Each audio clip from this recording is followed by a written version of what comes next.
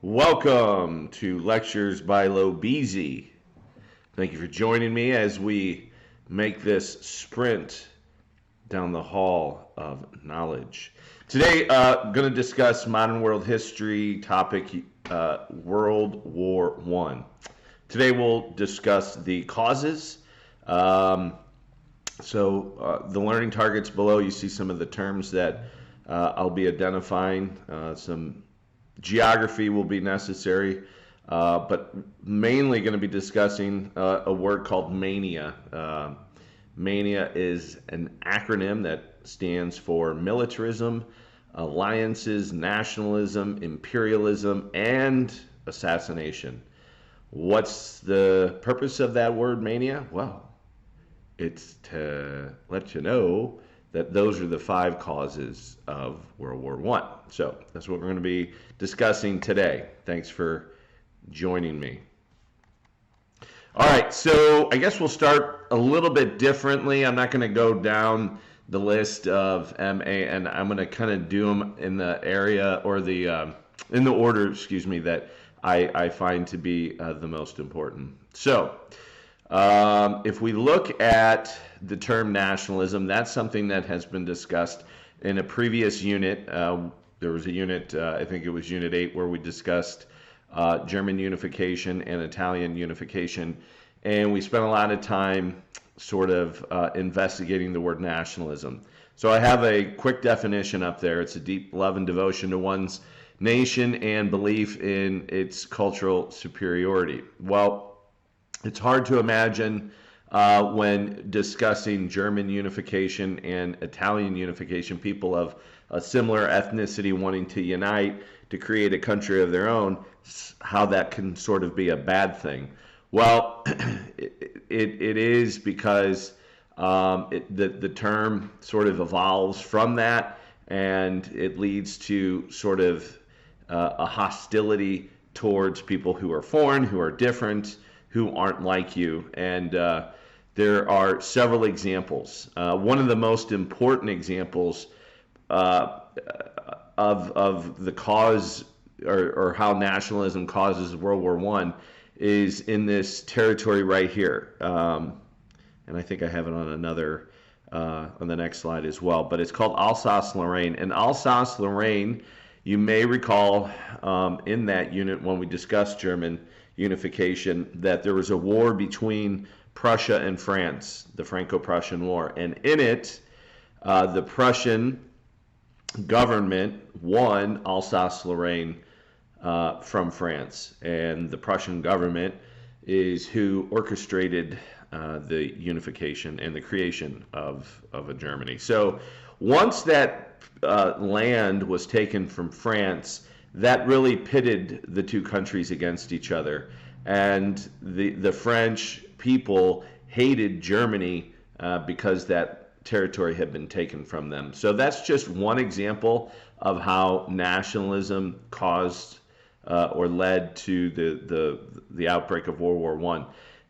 There's other examples here, and if we look at this region right here in both maps, what it shows would be the Balkans, okay, this geographic region. It's a peninsula in southeastern Europe. And if we look in the top map, this was dominated by the Ottoman Empire, okay? But what we've learned is that the Ottoman Empire was seen as at the end of the 1800s, it was seen as the sick man of Europe.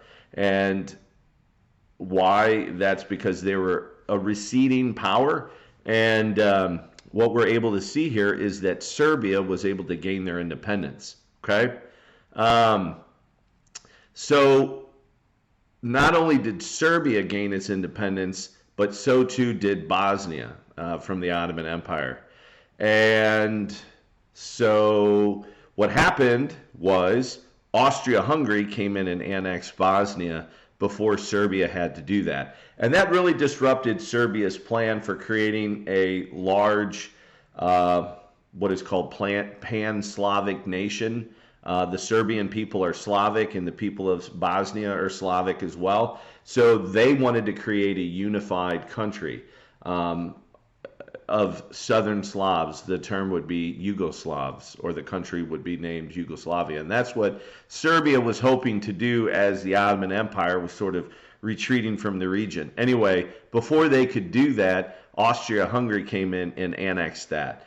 All right, and so that pits Serbia against the Austrian Empire. And so that's another example of tension, okay? There's a third country that enters into the mix here, and that's Russia. Why would Russia be interested in anything that's going down in the Balkans, you might ask? And the answer is simple. The Russians are Slavic too, and they're the largest Slavic country in Europe. And as such, they see themselves as the protector of all of Europe's Slavic people. So they were also angered when Austria-Hungary seized Bosnia. And not only that, inside of Austria-Hungary, it's an empire. And so what does that mean? It means that there are a lot of different ethnic groups that live in there, in Austria-Hungary, as a sort of minority. And so the Russians didn't like the way that the Austro-Hungarian government treated those ethnic Slavs that lived inside their empire like they were treated as second-class citizens. So that's also why Russia and Austria-Hungary did not exactly get along. Okay? So those are just a couple of examples, and I think that really shows how, nationalism created a major reason for countries to want to go to war with one another. Another reason is imperialism, and imperialism, you may remember, was our last unit, and we discussed how European countries competed with one another to carve up not only Africa but much of Asia as well, with specific attention paid to China. So we know that there was an attempt by European countries to gobble up as much land as possible, starting with Belgium when they seized the Congo, but then France and Great Britain got involved in it. So too did the Italians, so did the Spanish, the Portuguese, and then even the Germans as well. So there was an attempt, and again, this is sort of a review because we've already discussed this, but there was the Berlin Conference that Otto von Bismarck hosted in an attempt to sort of prevent the tension over African colonization from erupting into a European-wide war. And there were other steps taken to try to sort of make the colonization of Africa as humanitarian as possible. But that aside, there was still conflict. There were still, instances even after that where countries competed for land. And one example is between Germany and France, how they almost went to war over Morocco. I'm not going to get into the details of it, but just understand that there was tension between those two countries, Germany and France, not only over Alsace and Lorraine, but also Morocco, which is up here in northern Africa. Okay, so France had it, and the Germans were interested in sort of not necessarily taking Morocco from France, but they wanted the Moroccan people to get their independence. And it was all a ploy, and it was done in an attempt to sort of weaken and embarrass France. But again, I don't want to get into the details. Just understand that that's the primary example where there was conflict in Africa, over the concept of imperialism. All right, so the next one that we'll discuss is militarism. Okay, so when we look at that, the reason why this is one of the underlying causes of World War I is that starting like in the 1880s all the way up until about 1914 when the war broke out, we see a doubling in the size of all the European militaries. And as a result of that, their military leaders, their officers, their generals, their admirals became much more influential in political matters.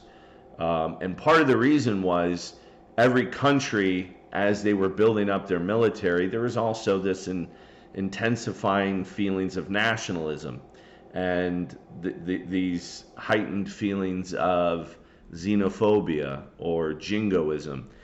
And they wanted their militaries to be able to protect them, from a foreign aggressor. So the militaries were tasked with developing these massive plans for how best to defend their countries.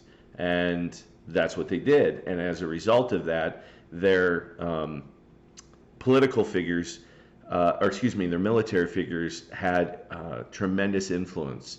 And so and you'll see this kind of laid out in a later video, what that led to. And they were the ones really calling the shots, especially in Germany. And we're going to pay special attention to one of the German sort of military plans. Okay, so hopefully that makes sense. It shows the generals they lacked flexibility that is sometimes necessary when dealing with an international crisis. Countries have to be flexible, have to be willing to negotiate, and they were sort of kind of painted themselves into a corner. And again, I'll show you how specifically with Germany that was the case. Okay. So another example of how militarism contributed to the outbreak of the war is when Germany decided to build up its navy. Okay, and so there's a picture of this rather distinguished figure, we'll leave it at that, or Admiral Alfred von Tirpitz. And what he does is he convinces Kaiser Wilhelm II, who is he is the leader of Germany, and he convinces them that Germany needs a more modern, larger, and more powerful navy to compete, in world affairs. And so they were really looking at their rival country, Great Britain, and they wanted to have a navy that rivaled the size of Great Britain. And Britain, who doesn't have a large army, okay, and as such is very reliant on its navy sort of to protect them, especially considering the fact that they're an island nation. And so that leads them to feel sort of uneasy, I guess, once Germany begins building up its navy, and it becomes a question of like, why are you doing that? And many historians look back and say that triggered what was known as a naval arms race. And so Great Britain responded by building up its navy even more to match sort of the German size. And it comes down to these types of ships that are called dreadnoughts. This is a German dreadnought. Well, actually, it's the British that come up with this new type of battleship. They had other battleships that were pre-dreadnought battleships, and what makes this is, I think, the level of armor plating that the ship has, and then the number of guns. And I think you can see them right here. There were these 12-inch barreled guns that could launch these shells, very far, and they could do tremendous damage. And also, there were turrets on these guns, which meant that they could rotate. And so the ship wouldn't have to change positions to fire.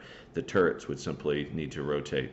But the Germans responded with a class of their own dreadnoughts that were, styled after the British, and this one's called the Nassau, the SMS Nassau. But anyway, the last thing as far as militarism that I want to talk about is we look at the sizes, okay? And so what this graph represents is who's got the biggest army, who's got the biggest navy. Germany's got the biggest army, Great Britain's got the biggest navy, and so the Germans are attempting to match the British, and so that's certainly going to add tension between those countries.